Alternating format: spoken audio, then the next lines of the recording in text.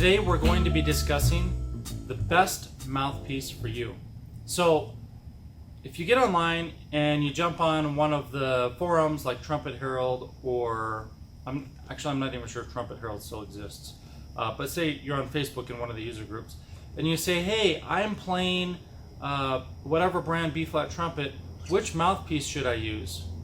If you ask that question in that forum, then you're going to get a lot of mixed responses, and very few people are going to say the truth, because the truth is those people usually are not qualified to tell you which mouthpiece you should play. And that's why I'm making this video, because there's this misconception that what you should buy and what you should play is what your friends play and what your colleagues play and what the best players are playing. But in reality, if you want to play the best equipment for you and you want to have the most success, you probably are going to play something different than everyone else, because in terms of playing the trumpet, your dental structure is different, your lips are different durometer, you have different ways of holding your lips, so muscle patterns and strength and coordination. Your ability to use aperture control right here may not be developed. If it is, then it's at a certain state of development. It may not be something you're even aware of. And if you don't have that, then choosing a mouthpiece is going to be very difficult. Choosing the instrument isn't so difficult, because a lot of instruments are going to work in a lot of different places, and it's not the interface between you and the instrument itself. This is the interface, because this piece touches your face and it's what you feel, then it's far more important than the instrument itself. And I'm going on record right now to say this: the instrument is not nearly as important as the mouthpiece.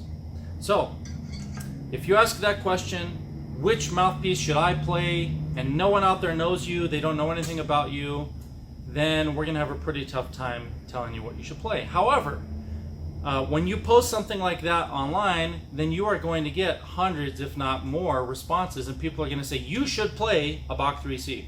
You should play a Bach 1 1/4 CWX 4/5 Nix 6 blah blah blah. All this BS, right? It's too much stuff that's specific to people who have found that it worked for them. So they're telling you, hey, Joe or Dave or John, this mouthpiece, that's the one that's my favorite. You have to play this one because it works for me. But what do you care? Why would you care what works for somebody else if you're not that person?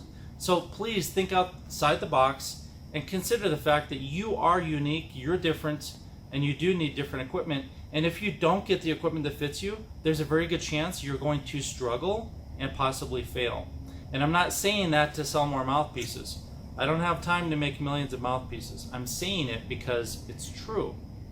So we have plenty of mouthpiece clients, we have plenty of trumpet clients, we always have a waiting list on most of our higher end products, and we literally cannot keep up selling mouthpieces. My goal here is not to sell a gazillion mouthpieces. My goal is to give you some information that can be helpful, because I've heard too many players come in to the shop and say, I think it's time I get a mouthpiece fit for me, because for the last 5, 10, 20, 30 years, I've been playing on this. And I'll ask, well, what else have you been playing on? And they'll be like, well, I've been playing on this, whatever they bring in, say it's a Bach 1 1/2 C. But oftentimes they'll say, well, I have a few other mouthpieces in my bag. And they open their bag and they have like 15 mouthpieces in their bag. This happens all the time. And I'll say, oh, wow, it looks like you have a lot of mouthpieces in there. And they'll be like, yeah, the one I showed you is the one I play most of the time. But if I'm playing lead, I play these 3. And if I'm playing ballad work, I'll play these ones. And sometimes those aren't working, so I play these other ones. And what I learn is a lot of times they're jumping around between 5, 6, 7 mouthpieces instead of finding one that really works for them. Why is that important? Well, because the interface, remember when I was talking about that? The interface of the mouthpiece to your lips is crucial. If this shape of the rim and the diameter does not match up with specific features in your embouchure and your teeth, then you may fail. I can demonstrate this with other people all the time. What I do is I find what may be the benefit of a certain size rim diameter according to their placement, and what benefits they may have for the inside radius and shape and the outside radius and shape.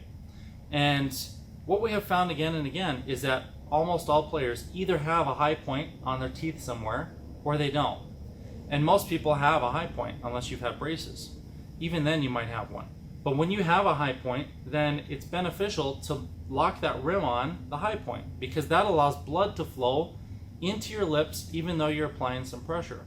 If you have perfectly flat teeth, then it's more of a struggle. Braces are really bad for trumpet players, because if they make your teeth perfectly flat and you have no high point, then this can mate up against a perfectly flat surface and cut off all the blood supply. And that is not what you want. So when I work with any kind of brass player, I'm always looking to see where are they putting the mouthpiece, why, and what kind of success are they having. A lot of times I'll hear players come in and they sound something like this.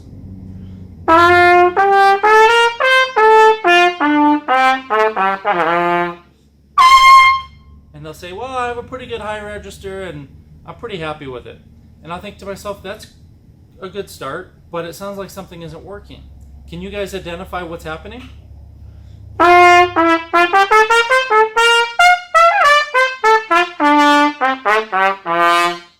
Do you know what's going on there?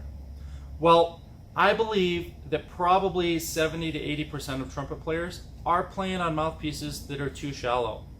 So I'm going to dive into a couple things very quickly just to give you an idea of how and why you may want to be fit for a mouthpiece at some point, whether it's from us or some other company, because there are other companies that do this as well. But it's important to find someone that can help you find the equipment that fits you, especially the mouthpiece, especially the rim. What I was just doing was playing with no space for my lips to vibrate. So in other words, I literally pressed the mouthpiece against my lips hard and I held it there. And that's how most people play. They're playing with more pressure than they need to. The way I normally play is I put a fair amount of distance between the mouthpiece and my lips.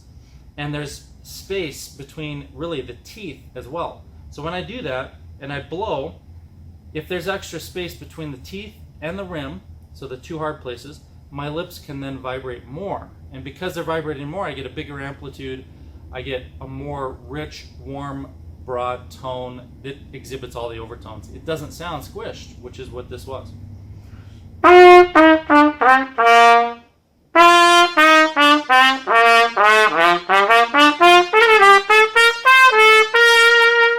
So if I have more space in there, then my lips can vibrate and I create a higher amplitude. That is very important. We want the rim to fit just right on the high point, and I have a high point because my teeth are crooked. I fit it on there just right. And then we want the cup depth to be a depth that allows you to create a nice, warm, beautiful tone.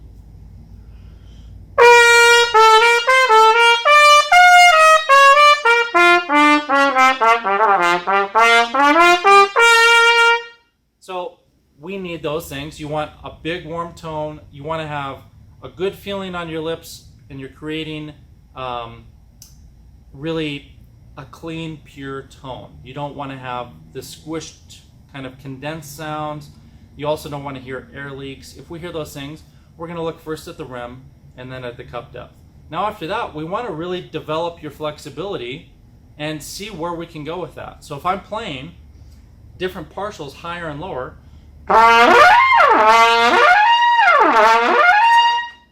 and it feels pretty easy, then I may have the right shape of the rim. Okay, so we figured out the diameter has to fit on that high point, but the shape is really important too, because if your teeth do happen to be very flat and you find the diameter that does work for you, it could be that it has so much flat surface area on the top against flat teeth that it doesn't let your aperture control change. So in other words, your aperture here can't open and close very easily. It has to move open and close. If it doesn't, then you may exhibit poor flexibility. You may also have really good range up to a certain point and then have endurance issues. And that can happen also because there's so much surface area pushing on your lips that you can cut off the blood supply. So we need to find the shape of the rim, which can be really a combination of small curves and arcs in the outside and inside radius. And I call this a radius on the inside and the outside, but in reality, it can be a complex shape. and different mouthpiece manufacturers have had success creating different shapes. Some of you really prefer one brand over another. It's usually because of the shape, not the diameter. So if you say, oh, I can't play Bach mouthpieces because they just don't feel right on my embouchure, well, that's probably because your body does not work well with the shape of the rim. And it may work better with brand B instead of brand A. And we focus on finding which rim shape inside and outside are going to work best for you. And we test it through flexibility, slotting, and endurance. So if I can play with great endurance and flexibility at the same time, I'm probably onto a rim that works well for me. You want to be able to play the low notes and the high notes with the same big broad tone. So I'm going to do some flexibility stuff just for a minute so you can hear that what I'm really doing is creating that same tone in all registers.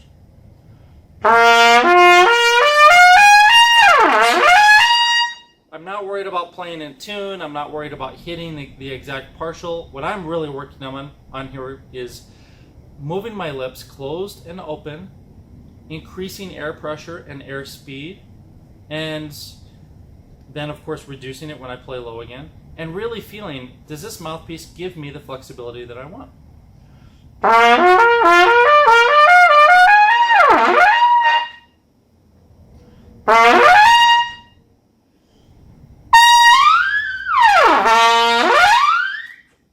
It feels pretty good. Now, I really haven't picked up a horn in probably about 10 days, so I feel a little bit tight, and I'm going to loosen up.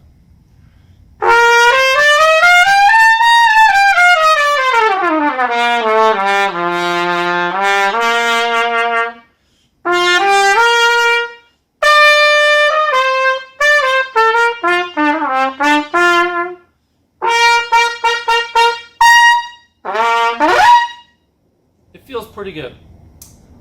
So in terms of flexibility, range, endurance, tone color, all of those things need to be one package that fits your lips, your dental structure, and your level of aperture control. Now let's talk about that just for a second. Because most players aren't using consciously an aperture control embouchure, then they may be using a lot of tongue arch or mouthpiece pressure. And when you add mouthpiece pressure to playing, that does produce high notes. And if you don't use too much of it, you can produce high notes higher and higher for a limited period of time. However, you can't do it extended without creating some damage and tone issues and a lot of other things that happen. So if you know a great lead player who consistently has problems as the night goes on playing the gig, where they start missing more and more, and then maybe they come back for a little bit and they sound good, and then they have more problems again, that is the sign of someone who maybe is a very good player but has serious pressure issues. And if you're using a ton of mouthpiece pressure and you're playing on a little tiny cup or diameter rim and a really tight throat, all those things are actually the opposite of what you need to play high notes. In reality, to play high notes as easy as possible and to play them for a long time, you need a deeper cup, probably a medium-sized cup would do, not shallow. You need a larger throat, and by larger I mean you typically need one that is not super tiny like a lead mouthpiece. You need one that allows you to put enough air through the horn when you increase volume at all registers. So as you play low notes, if you have a really small throat, then you cannot play very loud on a low note with a small throat mouthpiece. You want to be able to produce a nice big warm tone at all dynamics in all registers, so from low to high. If you're just focused on really high notes and that's all you do, I encourage you to branch out and get better at other things. Maybe learn to play in the mid register and the low register, because being a specialized high note player is a trumpet player. You're a trumpet player, you're not a musician. There's a huge difference. And this is not a dig towards anyone, but this is just a challenge. If you're in that boat where you're like, well, I can play lots of really high notes, impress a lot of people, and then I go home, that's great, but do you want to make music or do you just want to impress everybody? If you want to make music, then you need to be able to play with a nice big warm tone at all dynamics all the way down to the bottom. And this goes the same for people who can only play the lower and the mid registers. If you want to be a great musician, you can be. but you can be limited by that range. You can be a great musician, but it would be nice to be able to play some of that higher register. And I don't mean double high C, but I mean high C, high D, somewhere in there. So you want to work on the opposite direction. The thing is, if you are a musical player in the low and the mid registers, then your chances of being musical are much better because you're focused most likely on the music and not on the really high notes. So I encourage you to develop the high notes at your own pace.